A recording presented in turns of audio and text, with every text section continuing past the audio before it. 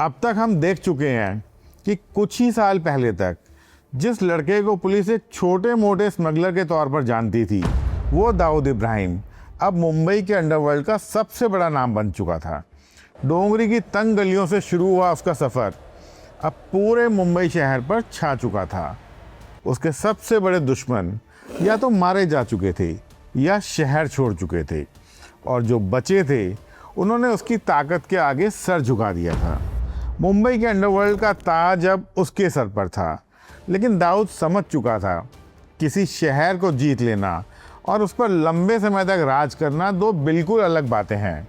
मुंबई ने उसे सब कुछ दे दिया था, नाम, दौलत, ताकत और उसका खौफ, लेकिन अब यही शहर उसके लिए भी सबसे बड़ा खतरा बन चुका था, क्योंकि हर बड़ी वारदात के बाद पुलिस की नज़र पहले उसी पर जाती थी। कस्टम विभाग उसके स्मगलिंग के रास्तों पर नज़र रख रहा था। सीक्रेट एजेंसीज उसके पूरे नेटवर्क को समझने की कोशिश कर रही थी, और उसके दुश्मन आज भले ही वो कमज़ोर हो चुके थे, लेकिन अभी वो पूरी तरह ख़त्म नहीं हुए थे। दाऊद समझ चुका था कि अगर वो ज़्यादा टाइम मुंबई में बैठा रहा तो देर सवेर या तो वो गिरफ्तार होगा या फिर किसी एनकाउंटर में मारा जाएगा, और अगर ऐसा हुआ तो उसके साथ उसका पूरा साम्राज्य भी ख़त्म हो जाएगा। इसीलिए अब उसे अपना शहर बदलना था, लेकिन उसे सिर्फ अपना शहर नहीं बदलना था, उसे अपना पूरा गेम बदलना था। और यही वो पल था जब दाऊद इब्राहिम ने अपनी ज़िंदगी का सबसे बड़ा फैसला किया। 1986 में उसने मुंबई छोड़ दिया और दुबई चला गया। दाऊद ने दुबई इसलिए नहीं चुना कि वहाँ पुलिस का दबाव कम था, या इसलिए कि वो भारत से दूर जाकर छिपना चाहता था। अगर सिर्फ छिपना ही उसका मकसद होता तो दुनिया में ऐसे दर्जनों देश थे जहाँ इंडियन एजेंसीज की पहुँच और भी मुश्किल थी। लेकिन दाऊद को छिपना नहीं था, उसे अपना साम्राज्य बढ़ाना था, और इसके लिए दुबई से बेहतर जगह शायद उस समय पूरी दुनिया में कोई और नहीं थी। दुबई भारत से सिर्फ कुछ घंटों की दूरी पर था। अरब सागर के वही समुद्री रास्ते जिनमें सालों तक सोना, चांदी, इलेक्ट्रॉनिक सामान और दूसरा स्मगलिंग का माल मुंबई पहुंचता था। ये रास्ते अब भी उसी तरह एक्टिव थे। फ़र्क सिर्फ इतना था कि पहले दाऊद उन रास्तों का इस्तेमाल एक स्मगलर की तरह करता था, अब वो उन्हीं रास्तों का इस्तेमाल एक बिजनेसमैन की तरह देखने लगा। उसके पुराने कॉन्टैक्ट दुबई में पहले से ही मौजूद थे, स्मगलिंग का नेटवर्क पहले से ही तैयार था, भरोसेमंद लोग पहले से ही उसके साथ काम कर रहे थे। इसलिए दुबई पहुंचकर उसे सब कुछ फिर से शुरू नहीं करना पड़ा। लेकिन दुबई का सिर्फ इतना सा ही फ़ायदा नहीं था, भारत में उसका हर रुपया पुलिस की नज़र में अपराध की कमाई था। उस पैसे से वो ना खुलकर कारोबार कर सकता था, ना बड़े निवेश कर सकता था, लेकिन दुबई में वही पैसा होटल खरीद सकता था, बिल्डिंग्स खड़ी कर सकता था, कंपनीज में लगाया जा सकता था, और धीरे धीरे एक लीगल बिजनेस की शक्ल ले सकता था। दाऊद पहली बार सिर्फ कमाने के बारे में नहीं सोच रहा था, बल्कि उस पैसे को बढ़ाने के बारे में सोच रहा था। उसे समझ में आ चुका था कि बंदूक से कमाया हुआ पैसा हमेशा बंदूक के सहारे बचाया नहीं जा सकता। उसे बचाने के लिए कारोबार चाहिए, इन्वेस्टमेंट चाहिए, और एक ऐसा सिस्टम चाहिए जो हर दिन उसके लिए नया पैसा पैदा करता रहे। दुबई ने उसे यही मौका दिया। वहाँ बैठकर वो मुंबई से जुड़ सकता था, खाड़ी के दूसरे देशों तक भी पहुँच सकता था, अफ्रीका और यूरोप तक जाने वाले कारोबारी रास्तों का भी इस्तेमाल कर सकता था, और सबसे बड़ी बात, वो पुलिस की रोज़मर्रा की नज़र से दूर रहकर अपने पूरे नेटवर्क को आराम से कंट्रोल कर सकता था। मुंबई में हर फैसला उसे खुद लेना पड़ता था, लेकिन दुबई में बैठकर वो पहली बार पूरे खेल को ऊपर से देखने लगा। बहुत से लोगों ने उस समय ये सोचा कि दाऊद मुंबई छोड़कर भाग गया है। पुलिस भी यही मान रही थी, उसके दुश्मन भी यही सोच रहे थे, लेकिन किसी को ये अंदाज़ा नहीं था कि दाऊद ने शहर तो बदला है, मगर उसने अपना टारगेट नहीं बदला। उसकी नज़र अब सिर्फ मुंबई पर नहीं थी, वो एक ऐसा नेटवर्क बनाना चाहता था जो एक शहर, एक राज्य या एक देश तक सीमित ना रहे, बल्कि कई देशों में फैले, कई कारोबार चलाए, और जिसके हर हिस्से को संभालने वाला एक अलग जिम्मेदार व्यक्ति हो। दुबई पहुंचकर दाऊद ने अपना ठिकाना नहीं बदला था, उसने अपने सपनों का साइज़ बदल दिया था, और यहीं से मुंबई के सबसे बड़े गैंगस्टर की कहानी अब धीरे धीरे दुनिया के सबसे बड़े क्राइम सिंडिकेट में बदलनी शुरू हो गई।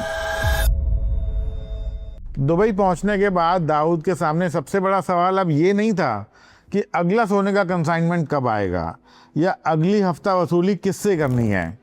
असली सवाल ये था, क्या वो मुंबई में बैठकर जिस तरह अपना गैंग चलाता था उसी तरह दुबई में बैठकर भी पूरे साम्राज्य को चला पाएगा। तो उसका जवाब था नहीं, क्योंकि अब उसका कारोबार सिर्फ डोंगरी, नागपाड़ा या मुंबई तक सीमित नहीं था। हर दिन अलग अलग देशों के लोग उससे मिल रहे थे, करोड़ों रुपये हवाला के जरिए इधर से उधर जा रहे थे, स्मगलिंग के नए रास्ते खुल रहे थे, नए बिजनेस प्रपोजल सामने आ रहे थे और हर नया धंधा अपने साथ एक नई जिम्मेदारी लेकर आ रहा था। और यहीं दाऊद ने अपने पूरे कारोबार को पहली बार एक गैंग की तरह नहीं बल्कि एक कॉरपोरेट कंपनी की तरह देखना शुरू कर दिया। उसने महसूस किया कि अगर हर फैसले के लिए लोग उसी का इंतज़ार करेंगे, अगर हर छोटी बड़ी समस्या उसी के पास आएगी, अगर हर धंधा वो खुद संभालेगा, तो एक दिन उसका अपना साम्राज्य उसी के बोझ के नीचे दब जाएगा। इसलिए उसने एक ऐसा फैसला लिया जिसने उसे बाकी सब डॉन से अलग कर दिया। उसने तय किया कि अब उसका हर आदमी सिर्फ बंदूक चलाने वाला गुर्गा नहीं होगा। कोई सिर्फ पैसा संभालेगा, कोई सिर्फ स्मगलिंग के रूट देखेगा, कोई सिर्फ मुंबई का नेटवर्क चलाएगा, कोई नए कारोबार खड़े करेगा, कोई बॉलीवुड हैंडल करेगा और कोई सिर्फ ये इंश्योर करेगा कि साम्राज्य का हर हिस्सा बिना रुके लगातार चलता रहे। दाऊद हम लोगों को सिर्फ उनकी वफादारी देखकर नहीं चुन रहा था, वो उनकी काबिलियत को भी परख रहा था। अब उसे ऐसे लोग चाहिए थे जिन्हें हर बार आदेश देने की ज़रूरत ना हो, जो अपने काम का फैसला खुद ले सकें, जो प्रॉब्लम लेकर उसके पास ना आए बल्कि सॉल्यूशन लेकर आए। धीरे धीरे उसके आसपास एक छोटी टीम बननी शुरू हो गई, जिसके हाथों में उसने अपने साम्राज्य के अलग अलग हिस्से सौंपने शुरू कर दिए। ये फैसला सुनने में भले ही बहुत सिंपल सा लगे, लेकिन यही वो फैसला था जिसने दाऊद के गैंग को बाकी सभी गैंग से अलग कर दिया। उस दौर में मुंबई के लगभग हर बड़े डॉन का तरीका एक जैसा था। उनके आदमी छोटे बड़े फैसले लेने के लिए अपने बॉस की तरफ देखते थे, लेकिन दाऊद अब अपने लिए ऐसे लोग तैयार कर रहा था जो उसके बिना भी पूरा काम संभाल सकें। उसे सिर्फ एक गैंग नहीं चलानी थी, उसे एक ऐसा सिस्टम बनाना था जो उसके दुबई में बैठे रहने के बावजूद मुंबई में उतनी ही ताकत से काम करे, खाड़ी देशों में भी फैले और धीरे धीरे दुनिया के दूसरे हिस्सों तक भी पहुंच जाए। तब लोगों को लगा कि दाऊद शायद दुबई में बैठकर अपना धंधा चला रहा है, लेकिन हकीकत कुछ और थी। दाऊद अब धंधा नहीं चला रहा था, वो एक मशीन बना रहा था, एक ऐसी मशीन जिसका हर पुर्जा बहुत सोच समझकर अपनी जगह पर लगाया जाने वाला था। दाऊद के सामने सबसे पहला सवाल ये था, अगर दाऊद दुबई में रहेगा तो मुंबई कौन संभालेगा। दाऊद जानता था कि अभी भी उसका सबसे बड़ा इनकम का सोर्स मुंबई है। वहीं से हफ्ता आता था, वहीं से स्मगलिंग का सारा बड़ा नेटवर्क चलता था, वहीं से बिल्डर, बिजनेसमैन और फिल्म इंडस्ट्री के लोग उसकी पहुंच में थे। और सबसे बड़ी बात, वहीं उसके दुश्मन भी थे। अगर मुंबई उसके हाथ से निकल जाती तो दुबई में बैठा उसका पूरा साम्राज्य धीरे धीरे खोखला हो जाता। दाऊद अच्छी तरह जानता था कि किसी भी साम्राज्य की सबसे बड़ी ताकत उसकी राजधानी होती है और उसके लिए मुंबई ही उसकी राजधानी थी। लेकिन अब वो खुद हर जगह झगड़ा नहीं सुलझा सकता था, हर बिल्डर से नहीं मिल सकता था, हर हफ्ता वसूली नहीं देख सकता था, हर शूटर को ऑर्डर भी नहीं दे सकता था। उसे एक ऐसा आदमी चाहिए था जो उसकी गैर मौजूदगी में मुंबई को उसी तरह संभाले जैसे खुद दाऊद संभालता था। ऐसा आदमी जिस पर वो आंख बंद करके भरोसा कर सके, जो सिर्फ वफादारी ना हो बल्कि फैसले लेने की हिम्मत भी रखता हो। दाऊद की नज़र आखिरकार अपनी टीम में एक ऐसे लड़के पर पड़ी जिसने पिछले कुछ सालों में बार बार अपनी काबिलियत साबित की थी। तिलक नगर की गलियों से निकला राजन, जिसे अब पूरा अंडरवर्ल्ड छोटा राजन के नाम से जानता था।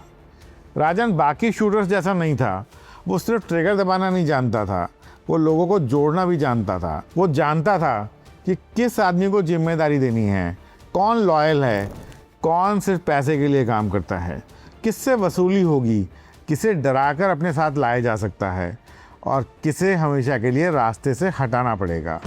यही वजह थी कि दाऊद ने मुंबई की कमान धीरे धीरे उसके हाथों में देनी शुरू कर दी। ये फैसला सिर्फ एक आदमी को जिम्मेदारी देने का नहीं था, बल्कि दाऊद की नई सोच का पहला सबूत था।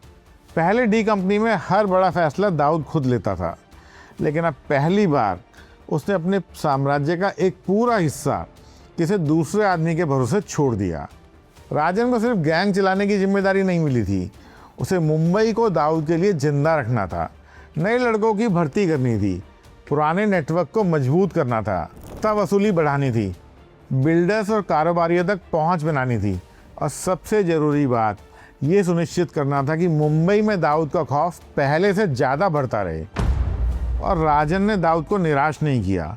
अगले कुछ सालों में उसने मुंबई में डी कंपनी का ऐसा नेटवर्क खड़ा किया जो पहले कभी नहीं देखा गया। अलग अलग इलाकों में अलग अलग टीम बनाई गई, हर टीम का काम तय किया गया, नए शूटर्स की भर्ती शुरू हुई, भरोसेमंद लोगों को जिम्मेदारियां दी गई, और पहली बार डी कंपनी एक गैंग कम और एक ऑर्गेनाइज माफिया ज़्यादा दिखने लगी।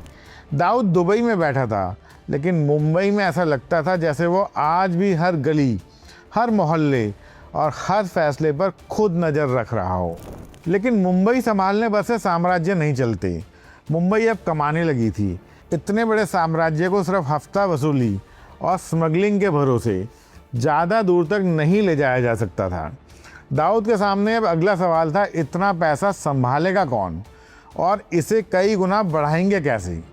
दाऊद के सामने अब अगली चुनौती उस दौलत को संभालने की थी जो हर महीने, हर हफ्ते और लगभग हर दिन उसके पास पहुंच रही थी। मुंबई से हफ्ता वसूली का पैसा था, सोने की स्मगलिंग से करोड़ों कमाए जा रहे थे, हवाला के जरिए पैसा दुबई पहुंच रहा था, और दाऊद ये बात अच्छी तरह जानता था, इस पैसे को री इन्वेस्ट करके वो बहुत जल्द इससे कई गुना बढ़ा सकता है। और यहीं दाऊद को एक ऐसे आदमी की ज़रूरत पड़ी जिस पर वो आंख बंद करके भरोसा कर सकता था, जो करोड़ों रुपये का हिसाब रख सके, जो ये तय कर सके कि पैसा कहाँ लगाना है, कहाँ से निकालना है, किस कारोबार में इन्वेस्ट करना है और किस रास्ते से उसे एक देश से दूसरे देश पहुँचाना है। ये जिम्मेदारी उसने किसी बाहरी आदमी को नहीं दी, बल्कि अपने सबसे भरोसेमंद लोगों में से एक, अपने छोटे भाई अनीस इब्राहिम को सौंप दी। धीरे धीरे अनीस का रोल डी कंपनी में अब सिर्फ दाऊद के भाई का नहीं रहा, बल्कि वो डी कंपनी का फाइनेंस हेड बन गया। हवाला नेटवर्क का बड़ा हिस्सा अब उसी की निगरानी में चलने लगा। दुबई पहुंचने वाला पैसा किन कारोबार में लगाया जाएगा, किन कंपनियों के जरिए उसे नई पहचान मिलेगी और किन लोगों के नाम पर निवेश होगा और किन देशों तक ये कैपिटल भेजी जाएगी, इन सब फैसलों में अनीस का रोल लगातार बढ़ता चला गया। दाऊद को अब हर रुपये का हिसाब खुद रखने की ज़रूरत नहीं थी, क्योंकि उसने पैसा कमाने और पैसा संभालने, इन दोनों कामों को अलग अलग कर दिया था। अब दाऊद अपने पैसे को बिजनेस में बदल रहा था। दुबई में कंपनियां खड़ी होने लगी, रियल एस्टेट में निवेश शुरू हुआ, बिजनेस टाइप बढ़ने लगे और धीरे धीरे अपराध से कमाया गया पैसा एक इंटरनेशनल बिजनेस स्ट्रक्चर में बदलने लगा। अब डी कंपनी सिर्फ बंदूक से नहीं, बैलेंस शीट से भी चलने लगी। लेकिन इतना बड़ा कारोबार सिर्फ इतने से ही नहीं चलता। सोना अब पुरानी कहानी बन रहा था, दुनिया बदल रही थी और दाऊद भी अपने सबसे मुनाफे वाले धंधे की तरफ तेजी से बढ़ रहा था। सोना अब ये पुरानी कहानी हो गई थी, दुनिया बदल रही थी। सोने में प्रॉफिट तो था, लेकिन एक धंधे में प्रॉफिट उससे बहुत ज़्यादा था और दाऊद अब उस धंधे को करना चाहता था। ये धंधा था नारकोटिक्स, यानी ड्रग्स का धंधा। दाऊद अब सिर्फ मुंबई का डॉन नहीं था, अब वो अपने आप को एक इंटरनेशनल बिजनेसमैन की तरह देखता था। उसकी नज़र अब हर उस धंधे पर थी जहां कम इन्वेस्टमेंट में ज़्यादा से ज़्यादा मुनाफा कमाया जा सके। सोने की स्मगलिंग आज भी करोड़ों रुपये कमा रही थी, लेकिन उसकी अपनी लिमिटेशन थी। हर खेप का एक वजन होता था, हर खेप की कीमत तय होती थी और हर बार उतना ही मुनाफा मिलता था जितना माल पहुंचाया जाता था। लेकिन इसी दौरान दुनिया में एक कारोबार तेज़ी से बढ़ रहा था, नारकोटिक्स का कारोबार। अफ़गानिस्तान, पाकिस्तान और ईरान का इलाका, जिसे दुनिया गोल्डन क्रेसेंट के नाम से जानती है, और दूसरी तरफ म्यांमार, थाईलैंड और लाओस, जिसे गोल्डन ट्रायंगल कहा जाता है। उस समय दुनिया में अफीम और हीरोइन के सबसे बड़े सोर्स ये एरिया बन चुके थे। इन इलाकों से निकलने वाला माल मिडिल ईस्ट, यूरोप, अफ्रीका और एशिया के अलग अलग देशों तक पहुंच रहा था और इस पूरे कारोबार में अरबों डॉलर्स घूम रहे थे। दाऊद को एक बात बहुत जल्द समझ में आ गई। जिस समुद्री नेटवर्क का इस्तेमाल वो बसों से सोना मुंबई पहुंचाने के लिए कर रहा था, उसी नेटवर्क का इस्तेमाल उससे कहीं ज़्यादा मुनाफे वाले माल के लिए किया जा सकता था। उसके पास पहले से ही जहाज़ थे, भरोसेमंद लैंडिंग एजेंट थे, स्मगलिंग के पुराने रास्ते थे, हवाला का मजबूत नेटवर्क था और सबसे बड़ी बात, दुबई जैसा एक इंटरनेशनल सेंटर था जहां दुनिया के अलग अलग देशों के कारोबारी, स्मगलर्स और मिडलमैन हर दिन मिलते थे। दाऊद ने ड्रग्स बनाना शुरू नहीं किया, उसने ड्रग्स बेचने की दुकान भी नहीं खोली, उसने उससे कहीं बड़ा खेल खेला। वो इस पूरे कारोबार का सबसे मजबूत ट्रांजिट नेटवर्क बनाना चाहता था। मतलब माल उसका नहीं होगा, लेकिन रास्ता उसका होगा, और जिसके पास रास्ता होता है कमाई आखिरकार उसी के पास आती है। धीरे धीरे दी कंपनी के पुराने स्मगलिंग वाले नेटवर्क नए कंसाइनमेंट उठाने लगे। सोने के साथ साथ दूसरे रिस्ट्रिक्टेड माल की भी आवाजाही होने लगी, गल्फ कंट्री से भारत के वेस्टर्न बीच तक और वहाँ से आगे दुनिया के दूसरे हिस्सों तक। दाऊद का नेटवर्क लगातार फैलता चला गया। उसके लिए ड्रग्स सिर्फ एक धंधा नहीं था, बल्कि पुराने जमे जमाए नेटवर्क से कई गुना ज़्यादा कमाई करने का मौका था। लेकिन इतना बड़ा कारोबार दुबई में बैठकर एक आदमी अकेला नहीं संभाल सकता था। दाऊद को अब एक ऐसे आदमी की ज़रूरत थी जो दिन रात इसी अंतर्राष्ट्रीय नेटवर्क को चलाए, जो अलग अलग देशों के सप्लायर से बात करे, स्मगलिंग के रास्ते संभाले, कंसाइनमेंट की निगरानी करे और दुनिया के किसी भी कोने में डी कंपनी का काम बिना किसी रुकावट के चलाता रहे।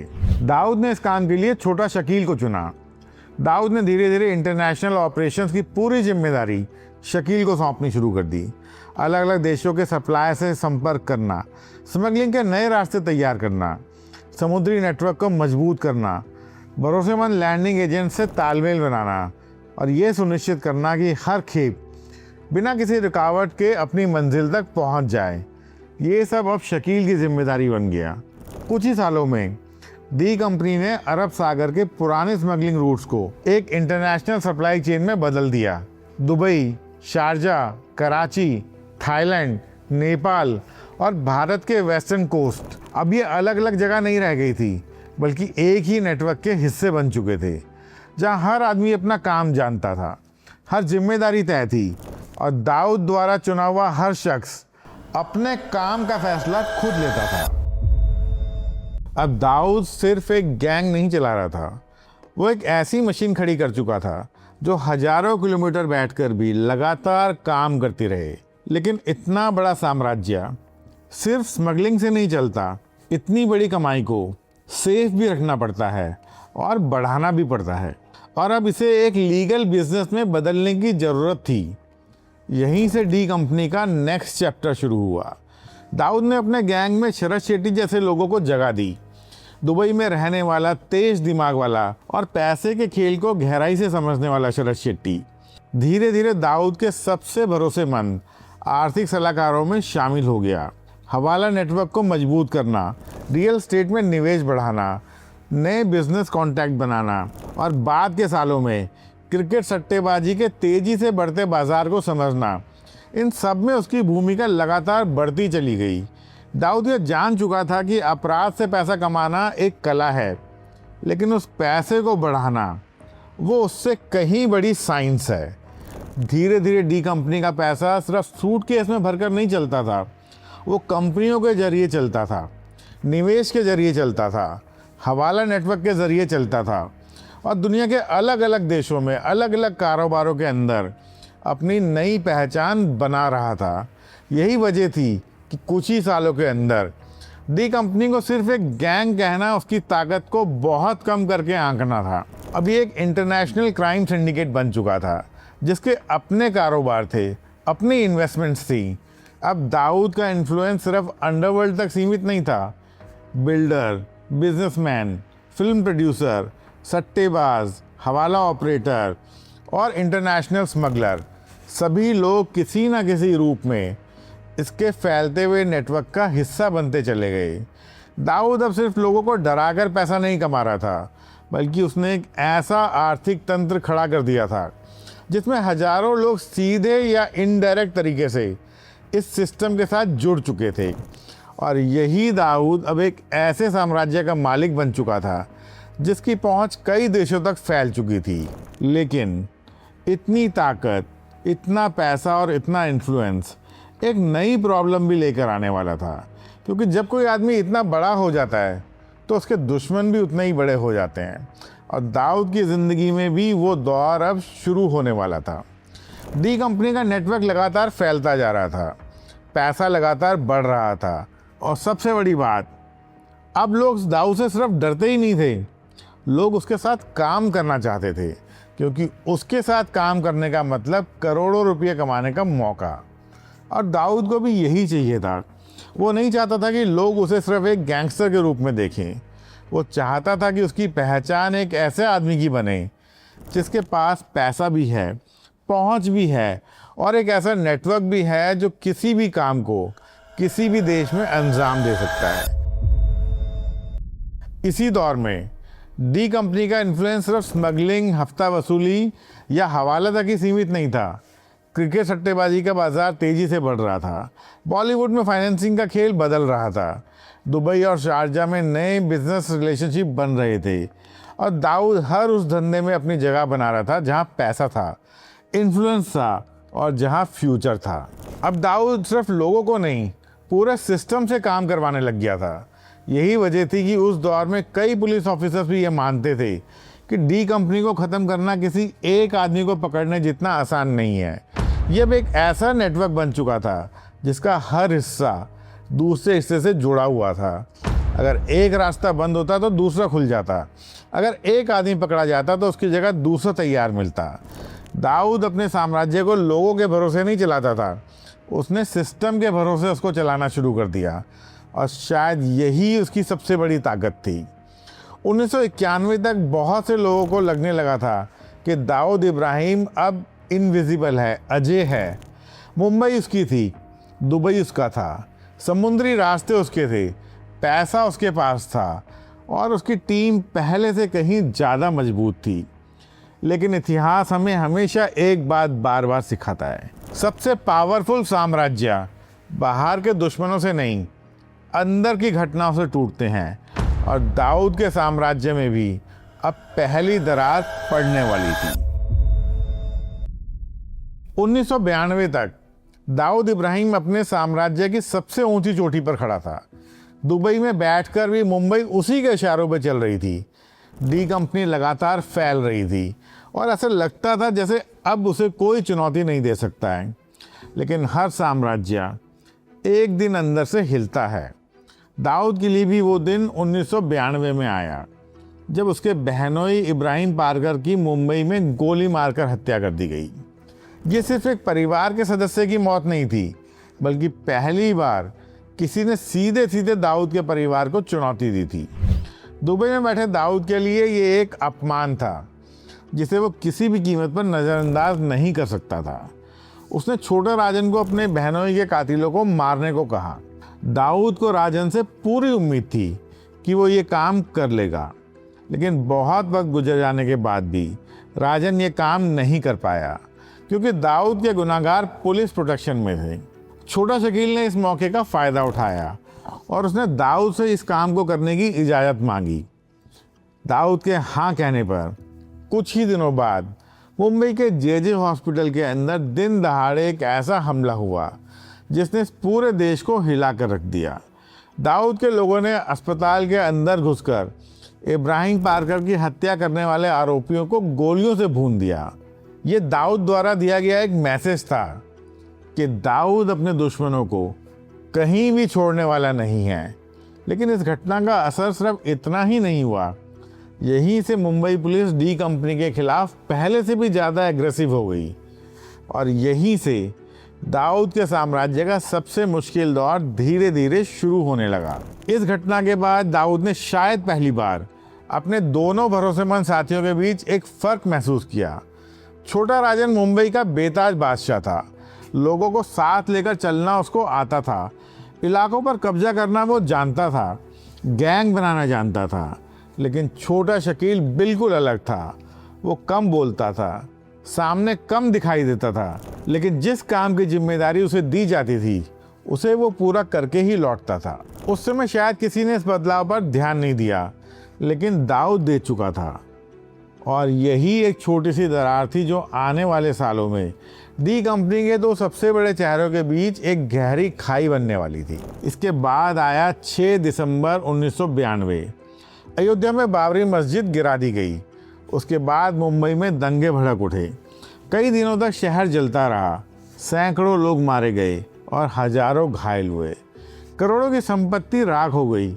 लेकिन इन दंगों ने सिर्फ मुंबई को ही नहीं बदला, उन्होंने दाऊद इब्राहिम को भी बदल दिया। दुबई में बैठा दाऊद लगातार मुंबई की खबरें देख रहा था। उसके लिए मुंबई सिर्फ एक शहर नहीं था, यहाँ उसने अपना बचपन बिताया था, यहीं उसने अपनी पहली कमाई की थी और यहीं से उसने अपना साम्राज्य खड़ा किया था। और अब वही शहर उसकी आंखों के सामने जल रहा था। इसी दौरान एक और आदमी लगातार दाऊद के कांटेक्ट में था। वो था टाइगर मेमन। टाइगर सिर्फ डी कंपनी का साथी नहीं था, वो मुंबई के सबसे बड़े स्मगलर्स में से एक था। वेस्टर्न कोस्ट के लैंडिंग पॉइंट्स, स्मगलिंग के रास्ते, कस्टम ऑफिसर्स का नेटवर्क और समुद्री ऑपरेशन पर उसकी पकड़ बहुत मजबूत मानी जाती थी। लेकिन 1992 के दंगों ने उसकी ज़िंदगी भी बदल दी। मुंबई में फैली हिंसा के दौरान उसके कारोबार को भी भारी नुकसान हुआ। उसके कई ठिकाने निशाना बने, करोड़ों रुपये का नुकसान हुआ। लेकिन पैसे से भी बड़ा एक और नुकसान हुआ। टाइगर अब इसे सिर्फ एक फाइनेंशियल नुकसान नहीं मान रहा था, उसने इसे अपनी पर्सनल लड़ाई बना लिया था। उधर दाऊद के सामने भी एक नई प्रॉब्लम खड़ी हो चुकी थी।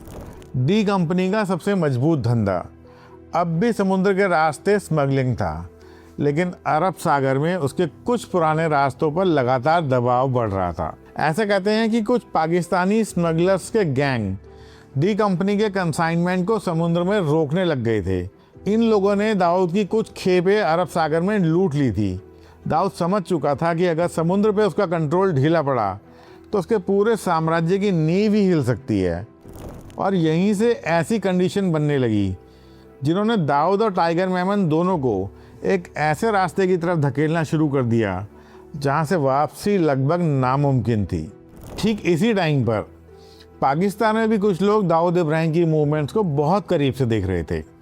उनके लिए दाऊद सिर्फ भारत का सबसे बड़ा अंडरवर्ल्ड डॉन नहीं था, बल्कि एक ऐसा आदमी था जिसने पिछले 10-15 सालों में अरब सागर के दोनों किनारों पर एक ऐसा नेटवर्क खड़ा किया था जिसकी बराबरी करना किसी दूसरे अपराधी संगठन के लिए आसान नहीं था। उसके पास भरोसेमंद लैंडिंग एजेंट थे, समुद्र में चलने वाली अपनी खुद की नाव थी, कस्टम ऑफिसर्स और हवाला ऑपरेटर्स का एक मजबूत नेटवर्क था।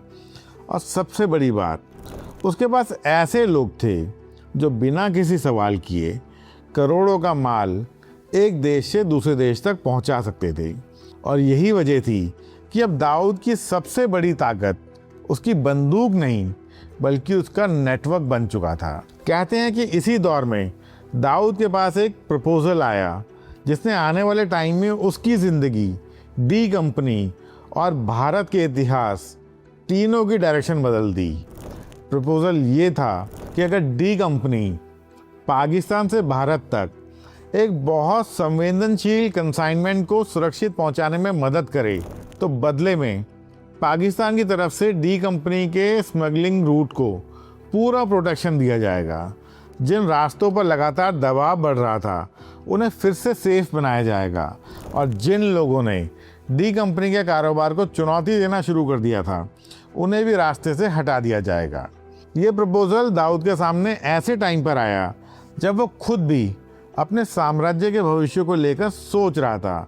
एक तरफ टाइगर मेमन था जो मुंबई के दंगों के बाद हर हाल में बदला चाहता था और दूसरी तरफ दाऊद था जो हर फैसले को भावनाओं से नहीं बल्कि अपने फ़ायदे और नुकसान के तराजू पर तोलता था।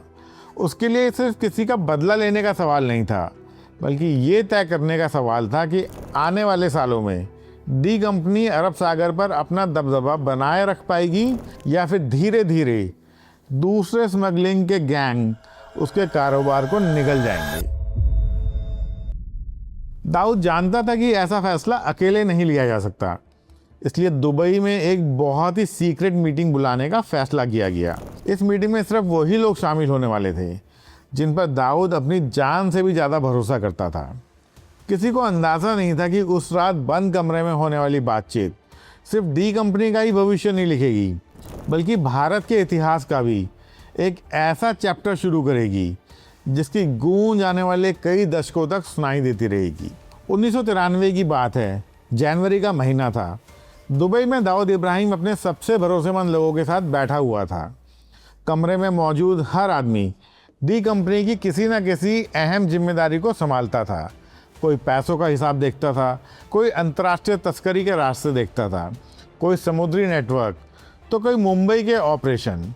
ये कोई नॉर्मल मीटिंग नहीं थी, बल्कि डी कंपनी के इतिहास की शायद सबसे महत्वपूर्ण बैठक थी।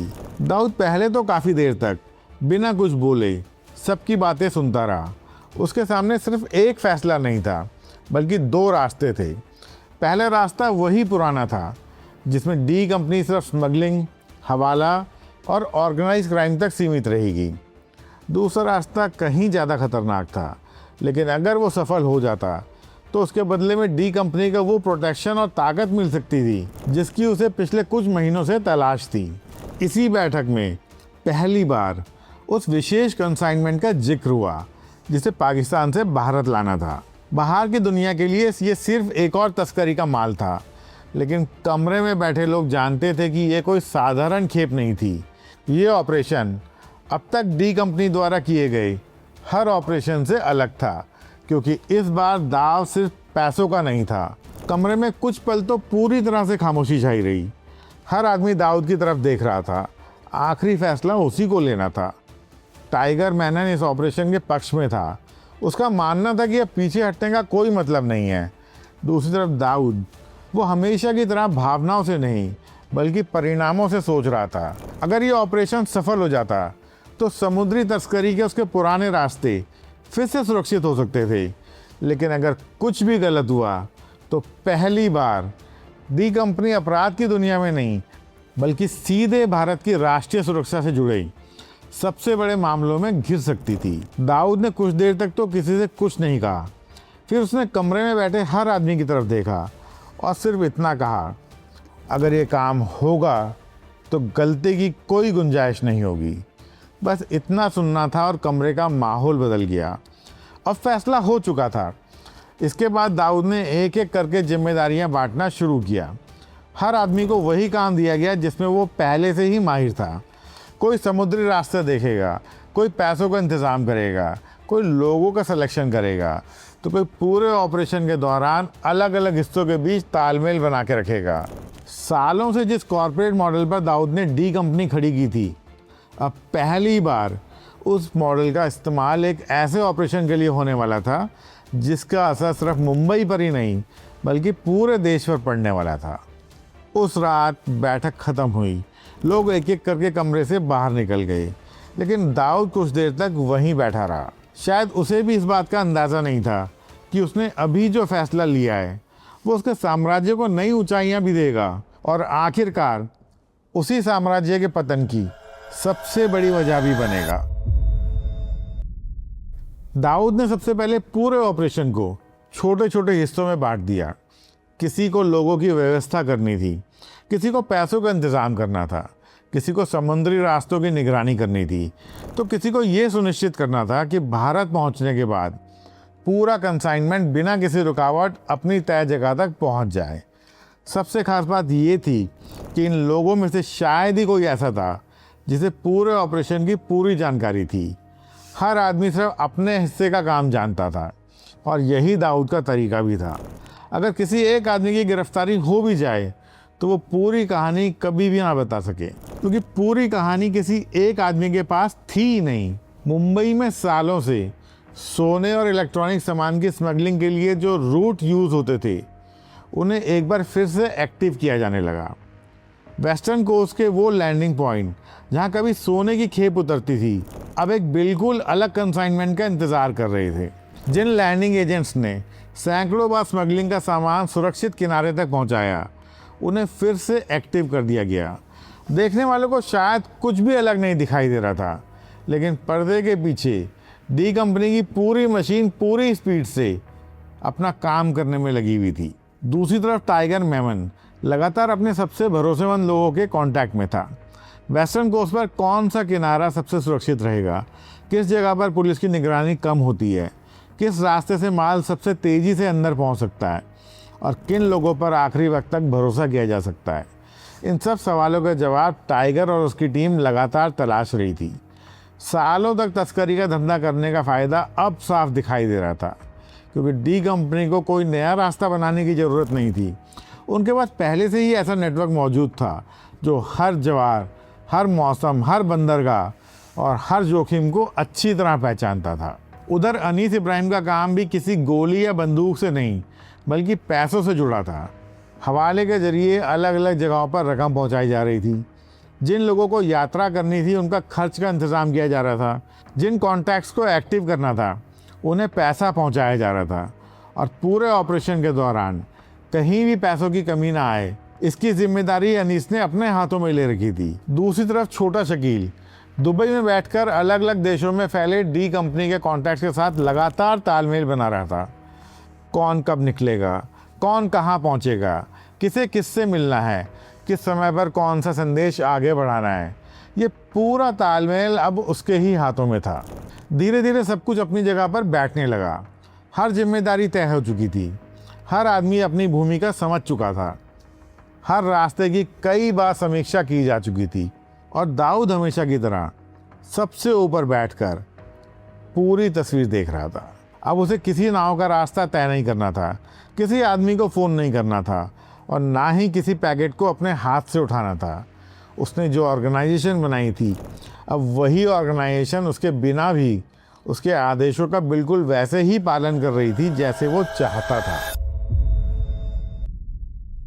दाऊद ने टाइगर मेनन जैसे लोगों की मदद से भारत में आरडीएक्स उतरवाया। अब सब कुछ तैयार था। लोग अपनी जगह पर थे। कंसाइनमेंट भारत पहुंच गया था। 12 मार्च 1993 का दिन। इस दिन भी मुंबई हर दिन की तरह अपनी रफ्तार में चल रही थी। शेयर बाजार खुल चुका था, दफ्तरों में काम शुरू हो चुका था और सड़कें हमेशा की तरह लोगों से भरी हुई थी।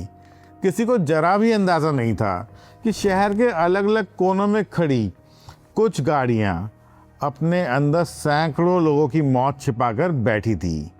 दूसरी तरफ दुबई में बैठा दाऊद इब्राहिम बिल्कुल शांत था। अब उसके हाथ में ना तो कोई हथियार था, ना कोई वायरलेस और ना ही किसी ऑपरेशन का नक्शा, लेकिन फिर भी वो निश्चिंत था। उसने एक ऐसा संगठन बनाया था जो उसके बिना भी उसके हर आदेश पर काम करता था। महीनों की तैयारी, करोड़ों रुपये, हवाला का पूरा नेटवर्क, आरडीएक्स की तस्करी और दर्जनों लोगों की जिम्मेदारियां। अब सब कुछ अपने आखिरी पड़ाव पर पहुंच चुका था और अब किसी को कोई आदेश नहीं देना था।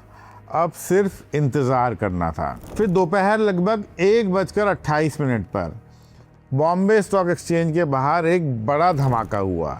धमाका इतना ज़ोरदार था कि कुछ ही सेकंड में पूरा इलाका धुएं, मलबे और चीख पुकार से भर गया। लोग अभी समझ भी नहीं पाए थे कि क्या हुआ है कि तभी कुछ ही मिनटों के अंदर शहर के अलग अलग हिस्सों से एक के बाद एक बॉम्ब ब्लास्ट की खबरें आने लगी। एयर इंडिया बिल्डिंग, जावेरी बाज़ार, प्लाजा सिनेमा, सेंचुरी बाज़ार, सी रॉक होटल, पासपोर्ट ऑफिस और शहर के कई दूसरे इलाकों में भी धमाके हुए। कुछ ही मिनटों के अंदर मुंबई एक युद्ध भूमि में बदल चुकी थी। जहां कुछ देर पहले रोज़मर्रा की ज़िंदगी चल रही थी, वहीं अब हर तरफ धुआं, भगदड़, सायरन और चीखें सुनाई दे रही थी। पूरे देश में सनसनी फैल गई। किसी को समझ में नहीं आ रहा था कि आखिर एक ही दिन में इतने अलग अलग स्थानों पर इतने प्लान तरीके से हमले कैसे हो सकते हैं। शुरुआती घंटों में अफवाहें भी उड़ने लगी, तरह तरह के अनुमान लगाए जाने लगे, लेकिन जैसे जैसे जांच एजेंसीज घटनास्थल से सबूत इकट्ठे करने लगी, उन्हें समझ में आने लगा कि ये कोई नॉर्मल गैंग वॉर या अकेला बॉम्ब ब्लास्ट नहीं है। ये महीनों की प्लानिंग, इंटरनेशनल नेटवर्क और मिलिट्री स्केल प्रिपरेशन की तैयारी का इंतजाम था। जब जांच आगे बढ़ी तो कुछ नाम बार बार सामने आए। सबसे पहले नाम आया टाइगर मेमन का, और फिर वो नाम जो अब तक भारत के अंडरवर्ल्ड का सबसे बड़ा चेहरा बन चुका था, दाऊद इब्राहिम। जांच एजेंसियों को शक था कि इस पूरी साजिश के पीछे जिस संगठन ने काम किया है उसकी कमान दुबई में बैठा वही आदमी संभाल रहा था जिसने पिछले कई सालों से अपराध की दुनिया को एक इंटरनेशनल नेटवर्क में बदल दिया था। उसी दिन दाऊद इब्राहिम की ज़िंदगी भी हमेशा के लिए बदल गई। उस दिन तक वो भारत का सबसे बड़ा गैंगस्टर माना जाता था, लेकिन 12 मार्च 1993 के बाद वो एक सिर्फ गैंगस्टर नहीं रहा, अब वो भारत का मोस्ट वांटेड अपराधी बन गया। टाइगर मेमन का नाम अब खुलकर सामने आ चुका था। उसके घरों, दफ्तरों और गोदाउन पे छापे पड़ने लगे, लेकिन तब तक बहुत देर हो चुकी थी। धमाकों से कुछ घंटे पहले ही टाइगर मेमन अपने परिवार के साथ भारत छोड़ चुका था। जांच एजेंसीज को उसके पीछे सिर्फ खाली मकान, अधूरे दस्तावेज और ऐसे सुराग मिले जो सीधे दुबई की तरफ इशारा कर रहे थे। अब इसमें कोई शक नहीं रह गया था कि इस पूरे ऑपरेशन की योजना इंडिया में नहीं बल्कि इंडिया के बाहर बैठकर बनाई गई थी। उधर नई दिल्ली में भी माहौल पूरी तरह से बदल चुका था। ये अब सिर्फ मुंबई पुलिस का मामला नहीं था। देश की सीक्रेट एजेंसीज, सीबीआई और सेंट्रल गवर्नमेंट सभी एक साथ एक्टिव हो गए थे। भारत सरकार ने यूएई पर दबाव डालना शुरू किया। संदेश बिल्कुल साफ था, अगर इस साजिश के पीछे दाऊद इब्राहिम और उसके लोग हैं तो उन्हें कानून के हवाले किया जाए। पहली बार दुबई की सरकार पर भी इंटरनेशनल प्रेशर पड़ा। दुनिया ये देख रही थी कि क्या दुबई उस आदमी को बचाएगा जिस पर भारत के सबसे बड़े आतंकी हमले की साजिश करने का आरोप लगाया। दाऊद भी समझ चुका था कि अब हालात पहले जैसे नहीं रहे। कई सालों तक दुबई उसके लिए सबसे सुरक्षित ठिकाना था। यहीं से उसने अपना कारोबार फैलाया था, यहीं से हवाला का नेटवर्क चलाया था, यहीं से फिल्म इंडस्ट्री, सट्टेबाजी, सोने की स्मगलिंग और अंडरवर्ल्ड के धंधे को नियंत्रित किया था। लेकिन अब पहली बार उसे फील हुआ कि जिस शहर ने उसे शरण दी थी वही शहर अब उसके लिए खतरा बन गया था। अगर दुबई भारत सरकार के दबाव में आ गई तो उसकी गिरफ्तारी भी हो सकती थी, और दाऊद ऐसा कोई जोखिम लेने वाला आदमी नहीं था। यही वजह थी कि धमाकों के कुछ ही टाइम बाद उसने एक और बड़ा फैसला किया। ऐसा फैसला जिसने उसकी ज़िंदगी सिर्फ बदली नहीं बल्कि डी कंपनी का भविष्य भी हमेशा के लिए बदल दिया। उसने दुबई छोड़ने की तैयारी शुरू कर दी। ये कोई भागम भाग में लिया गया फैसला नहीं था, उसके लिए पहले से रास्ते तैयार किए जा चुके थे। सुरक्षित ठिकाने तय थे, भरोसेमंद लोग पहले ही एक्टिव कर दिए गए थे, और अब सवाल सिर्फ इतना था कि अगला ठिकाना कहाँ होगा। दुनिया की नज़रें अभी भी दुबई पर टिकी थी, लेकिन दाऊद की नज़रें अब दूसरे शहर पर टिक चुकी थी। एक ऐसा शहर जहाँ भारत का कानून उसके दरवाजे तक नहीं पहुँच सकता। एक ऐसा शहर जहाँ उसे सिर्फ पनाह ही नहीं बल्कि सुरक्षा भी मिलने वाली थी, और वो शहर था कराची। और दाऊद इब्राहिम की कहानी का अगला चैप्टर अब दुबई में नहीं, पाकिस्तान की धरती पर लिखा जाने वाला था। वो कहानी हम अपने अगले एपिसोड में कवर करेंगे। आपको आज का एपिसोड कैसा लगा ये हमें कमेंट में लिखकर बताइएगा। आज का एपिसोड अब मैं यहीं क्लोज़ करता हूँ। आज के लिए इजाज़त दीजिए। मिलूँगा आपको जल्द ही एक नए एपिसोड के साथ। तब तक नमस्कार और जय हिंद।